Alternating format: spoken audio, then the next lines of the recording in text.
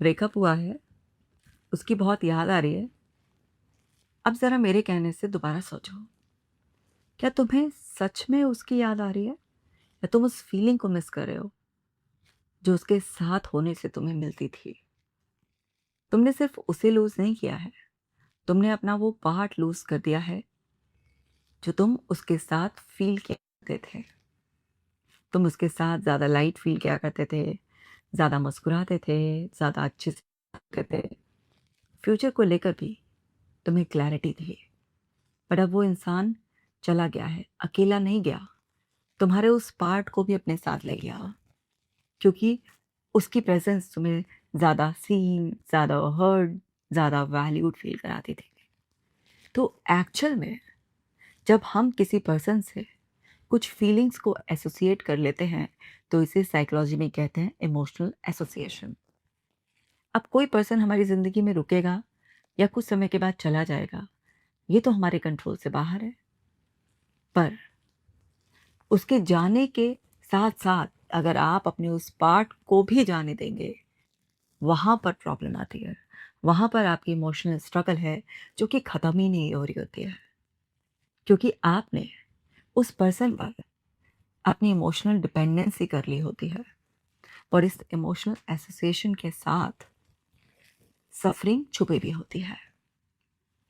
No matter आप किसी इंसान को कितना भी प्यार कर लेंगे, कितनी भी उसकी केयर कर लेंगे, पर उसके अंदर की दुनिया में कब क्या बदल जाएगा या उसके बाहर के हालात कब क्या बदल जाएँगे, जिसकी वजह से वो फ़ैसला ले लेगा आपकी ज़िंदगी से जाने का, या फिर वो केवल एक टेम्परेरी इरादे के साथ आपकी ज़िंदगी में आया था और आप सच में उससे इमोशनली कनेक्ट हो गए। आपको कुछ नहीं पता किसी इंसान की इंटरनल रियलिटी क्या है, बट अब सिचुएशन ये है कि आपका ब्रेकअप हो गया है। पता है आप क्यों इस दुःख से बाहर नहीं आ पा रहे हैं? क्योंकि आपने अपना वो हिस्सा जो हँसता था, मुस्कुराता था, सजता संवरता, वैल्यूड फ़ील करता था, हर्ट सीन फ़ील करता था, वो खो दिया है। जो लोग अपने उस हिस्से को खोते नहीं हैं, वो लोग नॉर्मली किसी रिश्ते के ख़त्म होने के बावजूद भी बहुत जल्दी सँभल कर आगे बढ़ जाते हैं। लेकिन उन लोगों पर दुखों का पहाड़ टूट जाता है, जो लोग खुद में वर्दी वैल्यूड फ़ील नहीं करते हैं और उनकी ज़िंदगी में कोई ऐसा इंसान आया होता है, जिसने उन्हें वैल्यू फ़ील कराई होती है, जिसने उन्हें महसूस कराया होता है कि तुम्हें सुना जा रहा है, तुम्हें नोटिस किया जा रहा है, तुम्हारी कुछ ख्वाहिशों का ख़्याल रखा जा रहा है, तुम्हारे फ्यूचर को सिक्योर किया जा रहा है। तो वो लोग इमोशनली ओवर अटैच हो जाते हैं। उनकी इमोशनल डिपेंडेंसी हो जाती है इस इमोशनल एसोसिएशन की वजह से। अब एक इंसान जो अपने आप में छोटा फ़ील कर रहा था, उसे ऐसा लग रहा था कि ये इंसान मुझे इतनी वैल्यू दे रहा है। पहली बार मुझे ऐसा फ़ील हुआ है कि मैं भी कुछ हूँ। इसके होने से मुझे ऐसा महसूस हो रहा है। अब जब आप अपनी वैल्यू कभी खुद महसूस करते ही नहीं हैं, तो फिर दूसरा कोई कराता है, तो वो चीज़ आपके लिए और ज़्यादा इम्पोर्टेंट हो जाती है। और जब आप वो फ़ील करते हैं, तो वो फीलिंग्स भी बहुत ख़ास होती है। लेकिन जब वो इंसान चला जाता है, तो उसकी सप्लाई रुक जाती है, तो वो फीलिंग्स फ़ील होना बंद हो जाती हैं। वहाँ से रियल सफ़रिंग चालू होती है। तो सच्चाई ये है, कड़वी लगेगी, या आप में से कुछ नाराज़ होकर ये भी कह सकते हैं, मैडम आपको क्या पता? आपके साथ ऐसा हो ना, तब आपको पता चलेगा। देखो भई, मैं साइकोलॉजिस्ट हूँ। मैं मनोविज्ञान की परतें खोलती हूँ। गहरे में जो सच्चाई है वो बताती हूँ, ना कि वो जो ऊपरी सतह से दिखाई दे रही है। ऊपर-ऊपर से तो दिखाई दे रहा है कि तुम्हें उस पर्सन के खोने का दुःख है, बट मेरा काम है गहराई में झाँकना, उसकी जड़ को तलाशना। तो मैं तो कड़वी सच्चाई ही बताऊँगी। तुम समझदार हो, मेरे प्यारे दुलारे हो, समझोगे कि अगर मैम के मुँह से ये निकल रहा है, तो हमारे भले के लिए ही निकल रहा है। तुम ना अपने साथ बैठो, एक नोटबुक लो और लिखो, उस पर्सन के होने से मुझे क्या-क्या फ़ील होता था। वो सारी गुड फीलिंग्स लिख डालो। जब तुम लिखोगे तो तुम्हें पता चलेगा कि अच्छा, उस पर्सन की प्रेज़ेंस, उसका मेरी ज़िंदगी में होना, मुझे ये सब फ़ील कराता था, जो मेरे अंदर के खालीपन को भरता था, मेरी छोटी इमेज को बड़ा कर देता था, मुझे सिक्योर कर देता था। और फिर उन फीलिंग्स को जानने के बाद अगला अपने आप से पूछो, क्या इन फीलिंग्स को मैं खुद क्रिएट कर सकता हूँ या मैं खुद क्रिएट कर सकती हूँ? जब आप ये लिखोगे तो आपको क्लैरिटी आनी शुरू हो जाएगी। फिर लिखना कि इन फीलिंग्स को फील करने के लिए मुझे क्या एक्टिविटीज़ करनी होंगी। जब उन एक्टिविटीज़ को लिखोगे और एक-एक कर कर उन पर एक्शन लेना शुरू करोगे, तब जाकर वो फीलिंग्स तुम्हें फील होने लगेंगे और तुम्हारा वो खोया हुआ सेल्फ जिसे तुमने लूज कर दिया था उस पर्सन के साथ, वो तुम्हारी तरफ खिंचकर वापस आने लगेगा। पर्सन भले ही लौटे या ना लौटे, पर तुम्हारा वो बिछड़ा हुआ खुद का हिस्सा वो वापस तुम्हारे पास खींचा चला आएगा। और जब तुम अपने उस हिस्से से मिल जाओगे, और इस बार तुम्हारी डिपेंडेंसी भी नहीं है किसी पर, क्योंकि तुम ही क्रिएटर हो। भाई दूसरे से आप सप्लाई ले रहे हो, वो कल को किसी बात पे रूठ गया, सप्लाई बंद कर दी, तुम तो लटक गए। तो आप खुद अपने सप्लाई के सोर्स बनो और लगातार अपने आप को सप्लाई जब करते रहोगे और अपने उस इम्पोर्टेंट सेल्फ के साथ, अपने उस वैल्यूड सेल्फ के साथ, अपने उस वर्दी सेल्फ के साथ जब आप रहोगे प्रतिदिन, आप अंदर से बेहद खुश महसूस करोगे, अंदर से अपने लिए एक सम्मान होगा। आपकी सेल्फ इमेज, आपकी सेल्फ वर्थ बहुत बड़ी होगी। तो ऐसा नहीं है कि तुम ऐसे हो जाओगे रूड या बदतमीज़ कि आदमी को आदमी नहीं समझोगे, किसी की कदर नहीं करोगे, किसी को प्यार नहीं कर पाओगे, किसी को इज़्ज़त नहीं दे पाओगे। नहीं, ऐसा कुछ नहीं हो। सेल्फ लव का मतलब ये नहीं होता है कि तुम दूसरों के लिए लव और रिस्पेक्ट खो दोगे।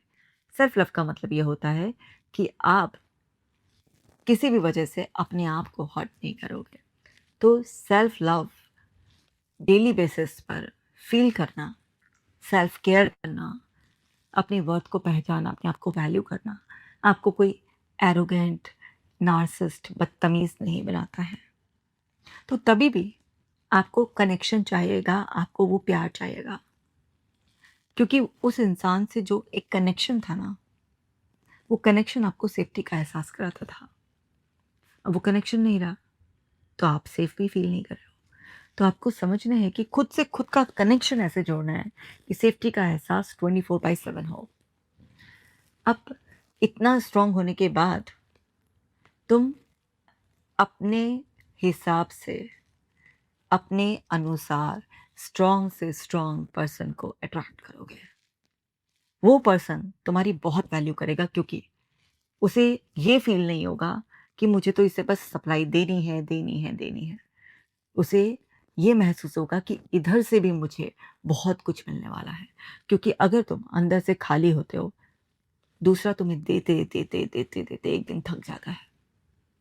पर अगर तुम खुद देने लायक भी होते हो, तुम इमोशनली स्ट्रांग होते हो, अपनी वर्थ को पहचानते हो, और जब तुम दूसरे को भी देते हो, तो वो गिव एंड टेक एक दूसरे से एक दूसरे को जोड़े रखता है। और अगर फिर भी किसी वजह से कुछ ऐसी परिस्थिति बनी जिसकी वजह से अलग होना पड़ता है, तो सम्मान के साथ, प्यार के साथ, बिना किसी मन के कलेश के इंसान अलग हो जाता है और फिर वो एक नई जर्नी पर आगे बढ़ जाता है। ज़रूरी नहीं है कि ऐसा हो कि एक छोड़ा दूसरा पकड़ा वाला, गलत मत समझ लेना। मतलब वो इंसान अकेला भी आगे बढ़ जाता है और फिर जब समय के अनुसार कोई और उसकी ज़िंदगी में आता है, तो वो फिर उस नए पर्सन के साथ पूरी तरह से बिना पास से उसे कनेक्ट करे, तो उसमें ही वो पूरी तरह से इन्वॉल्व हो जाता है। पर ये जो एकदम डिप्रेशन में चले गए हैं, जीवन को ख़त्म करने की सोच रहे हैं, बिल्कुल ऐसा कि अगर दूसरा चला गया तो अब मेरा कुछ नहीं हो सकता, मुझसे जिया नहीं जा सकता, मैं यूज़लेस हूँ, मैं वर्थलेस हूँ, कोई मेरा नहीं है, कोई मुझे प्यार नहीं करता, कोई मेरी इज़्ज़त नहीं करता, मैं तो जीने का भी अधिकार नहीं है। ये जो सब इमोशनल ड्रामा क्रिएट होता है अंदर, ये सब नहीं होता। क्योंकि आपको पता है कि अगर किसी एक पर्सन ने आपको छोड़ भी दिया है, इसका मतलब ये नहीं है कि आपकी कोई वैल्यू नहीं है। इसका मतलब ये है कि उस पर्सन से आप बस सँभाले नहीं जा रहे थे। उसने अपनी इनकैपेबिलिटीज़ की वजह से या कुछ मिसइंटरप्रिटेशन की वजह से, मिसअंडरस्टैंडिंग की वजह से या कभी किसी जेन्युइन रीज़न्स की वजह से आपसे बस अलग होने का फ़ैसला लिया है। पर इसका मतलब ये तो नहीं है ना कि आपकी वैल्यू नहीं रही। अब हम एक किसी बड़े शोरूम में गए, अब हमारी कुछ तो खरीदने की कैपेसिटी होगी। अब हम देखते हैं बहुत बढ़िया एक से एक चीज़ रहती है। अब हम देखते हैं कई बार है ना उसे प्राइस टैग देखते हैं, उस मोमेंट में नहीं लेते। क्योंकि हमें पता है चीज़ तो बहुत अच्छी है, लेकिन मेरी अफोर्डिंग कैपेसिटी नहीं है। तो हमने भी उसे देखकर वहीं वापस रख दिया। तो ये भी क्या हुआ एक तरीके का, किसी को देखा और एक वहीं रख दिया, यानी कि हमने उस टाइम क्या चूज़ किया कि हम इसे नहीं ले सकते। तो इसका मतलब ये थोड़ा ना है कि उसकी वैल्यू कम हो गई, उसकी वैल्यू तो उतनी ही है। जिसे आपने छोड़ा है, कोई और उसे बहुत अच्छी तरीके से जो उसे खरीदने लायक होगा, वो उसे ले जाएगा। तो ऐसे ही समझो आप, कोई अगर एक इंसान आपकी वैल्यू नहीं समझ पा रहा, तो कोई तो एक ऐसा आएगा ना जो आपके ट्रू सेल्फ को देख पाएगा। पर अगर आपके ट्रू सेल्फ में ही हज़ारों फ्लॉज़ होंगे, खोट होंगे, अंदर से खोखले होंगे, दबे, मैले, कुचली तुम्हारी खुद की सेल्फ इमेज होगी। बस तुम मुझे दे दो, दे दो, दे दो, या जैसे कि तुम्हें एक बेबी-सिटर चाहिए, तुम्हें एक थेरेपिस्ट चाहिए, तुम्हें एक मतलब जैसे माँ-बाप होते हैं ना, पालते हैं, ऐसा तुम्हें कनेक्शन चाहिए। तो भई ऐसा कनेक्शन नहीं मिलेगा। लव रिलेशनशिप में ऐसा नहीं होता। तो सारे अगर अपनी बातों को समराइज़ करूँ, तो बात ये है कि तुम अपने उस सेल्फ को, जिसे तुम दूसरे से कनेक्ट करते हो, इतना स्ट्रॉन्ग बनाओ, इतना फुलफिल्ड करो कि तुम अपने अंदर हर एक पॉज़िटिव फीलिंग को खुद क्रिएट करने वाले हो जाओ। जब तुम ही क्रिएटर हो जाओगे, तो फिर तुम्हारी डिपेंडेंसी किसी पर भी नहीं होगी। तुम अपनी बाउंड्रीज़ भी बनाओगे, बाउंड्रीज़ की रिस्पेक्ट भी करोगे, तुम खुद से भी प्यार करोगे, दूसरे को भी प्यार दे पाओगे, खुद की इज़्ज़त भी करोगे, दूसरे की को भी इज़्ज़त दे पाओगे। तुम उसको स्पेस भी दे पाओगे। तुम बिल्कुल उससे चिपक नहीं जाओगे कि हर समय तुम जोक बन गए, पर फ़ोन किए जा रहे हो, इनसिक्योर फ़ील कर रहे हो, एकदम से माइंड रीड करे जा रहे हो कि अगर उसने मेरी गुड मॉर्निंग का मैसेज नहीं किया या किसी वजह से मैसेज सीन करके छोड़ दिया, तो वो मुझे इग्नोर कर रहा है या मुझे चीट कर रहा है। ये सब डर्टी पॉलिटिक्स आपका दिमाग नहीं करेगा। क्योंकि आप अपने आप में एक क्लासी पर्सन बन जाओगे। आप अपने आप में एक फुलफिल्ड वर्दी पर्सन बन जाओगे, और ऐसे लोगों का दिमाग ये डर्टी पॉलिटिक्स नहीं करता है। वो सामने वाले के स्पेस की, उसकी बिज़ीनेस की, उसके लाइफ़ को लेकर उसके जो ड्रीम्स होते हैं, ग्रोथ के प्लान्स होते हैं, या और रिश्ते जो होते हैं, उसके फ्रेंड्स, फैमिलीज़, सब की कदर करता है। वो जानता है कि इसकी दुनिया में मैं कितना भी इम्पोर्टेंट हूँ, लेकिन 24 घंटे इंसान मेरे से चिपका नहीं रह सकता। तो वो इंसान बनने के लिए तुम्हें अपने ऊपर मेहनत करनी पड़ेगी। तब तुम्हारा रिश्ता स्मूथ चलेगा। तब तुम मैग्नेटिक पर्सनैलिटी बन जाओगी कि जो तुमसे एक बार अट्रैक्ट होके चिपक गया, तुमसे अलग नहीं होना चाहेगा। सो मेरे प्यारे दुलारो, समझ में आ गया ना क्या करना है? चलो, तुमने तो समझ लिया, ज़रा बाकी लोगों को भी समझा देते हैं। तो इसको बहुत शेयर करना, ताकि बाकी लोग भी अपने ऊपर इतना इनर डीप वर्क करें।